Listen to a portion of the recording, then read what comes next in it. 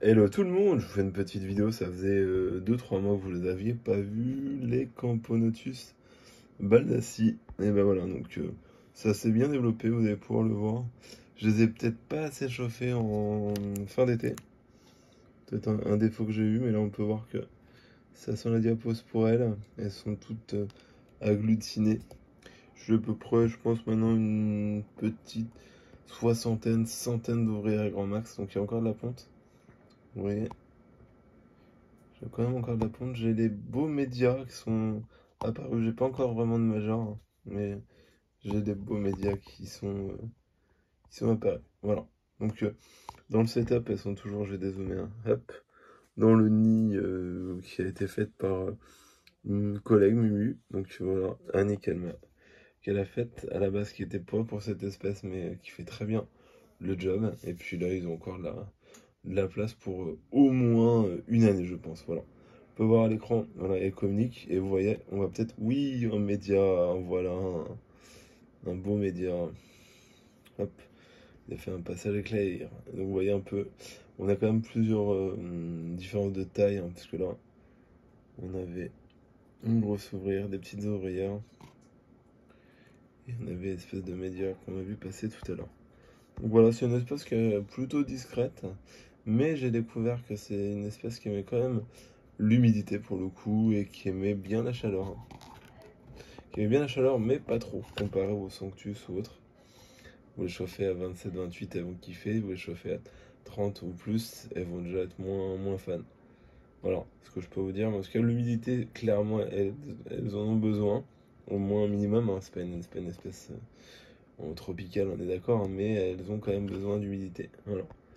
Donc du coup, hop, je vais éviter de bouger. Donc voilà un petit peu la colo. Donc au niveau du setup, hein, je vais vous montrer ça parce qu'on l'avait déjà demandé. Donc ça, c'est pas fort. Les vitres sont pas forcément propres. Vous m'excuserez. Hop, voilà. Donc c'est simple, hein, c'est simplement une cuve polonaise. Et quand j'ai fait faire mon nid à l'époque, c'était pour cette cuve-là. Donc j'avais donné les dimensions et puis voilà quoi. Puis un petit poster de fond. Ça fait un cache pour le nid et une déco. Et puis voilà quoi. Go. Puis là, la fameuse plante des Sanctus que j'ai récupéré, que j'ai mis au baldassi, puisque les Sanctus commençaient à creuser, hein, commençaient un peu à la malmener. Voilà. Et donc ça donne ça. Hop, pour éviter de bouger trop. Ça et ça. Et voilà. Et le nid, voilà, on voit derrière avec le poster que je rabaisse. J'ai besoin de les observer. Hop. Je suis désolé, c'est pas propre du tout ce que j'ai fait. Voilà. Et donc là, on va essayer de voir un petit peu ce qui se passe. Si je peux avoir une bonne luminosité.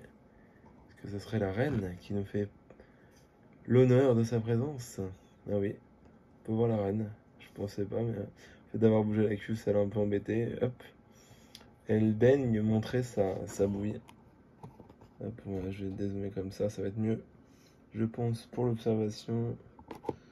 Et vous voyez un peu, voilà, donc là on a des fameux médias dont je vous parlais tout à l'heure. Et on a Madame la Reine juste au-dessus, voilà, qui va descendre pour le coup.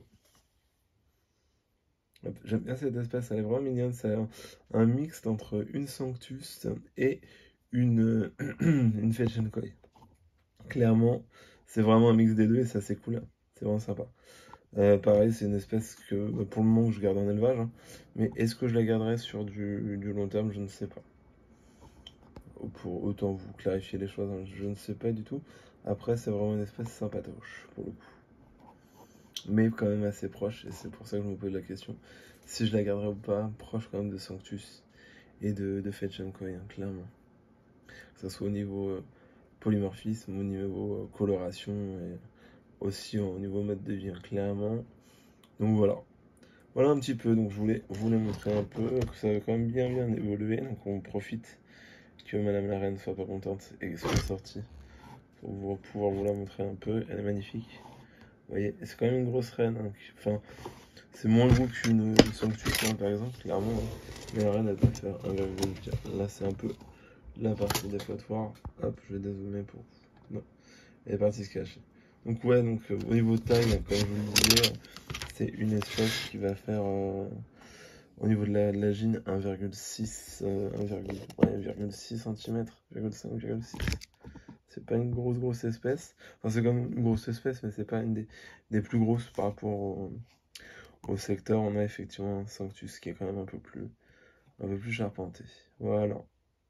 Voilà pour cette vidéo. J'espère qu'elle ne sera pas trop chaotique. J'espère que ça vous a plu. Merci de m'avoir regardé. Salut!